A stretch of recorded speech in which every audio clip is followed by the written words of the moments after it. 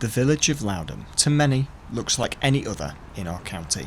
But this time, exactly a year ago, these quiet, quaint streets were knee-deep with water caused by Storm Babet. Its heavy rainfall and the already saturated ground caused some of the worst flooding in recent history. These conditions would see 135 houses and businesses underwater, with many having to leave their homes.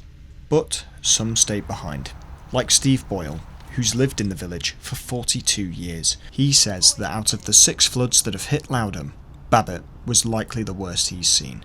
Babet was something different. It was not very nice.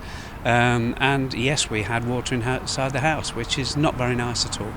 Doing repairs, it's still ongoing at the moment. I've actually put in this wall and some flood defences that might protect me for a little bit going forward. We are still concerned, but who knows at this moment in time. But in a time of need, the community came together to support those affected. That includes the railway pub, which turned into a refuge for residents and emergency services during the evacuation. General Manager Drew Cox was just one of the staff helping those affected.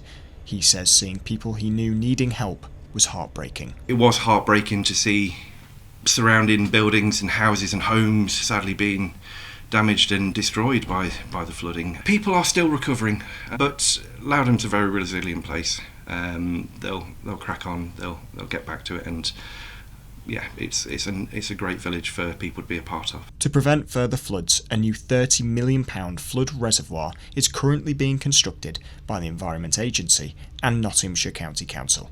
This is expected to hold 100,000 cubic metres of water, but the site's completion has been delayed by a year due to what experts say has been the wettest 18 months on record. And despite warnings of more wet weather to come, the Environment Agency's Paul Lockhart says they're doing everything they can to get it done. Building a reservoir when we've had some of the wettest weather we've had in decades, that's caused us some problems in terms of getting on with the work. We are working very hard to do this as quickly as possible. We will do everything we possibly can to finish the job earlier than that and get this reservoir complete. Although the wet weather is of some concern, the impact from Storm Babet hasn't dampened this village's ability to recover from the worst the British climate has to throw at them. Jack Sims for Nots TV.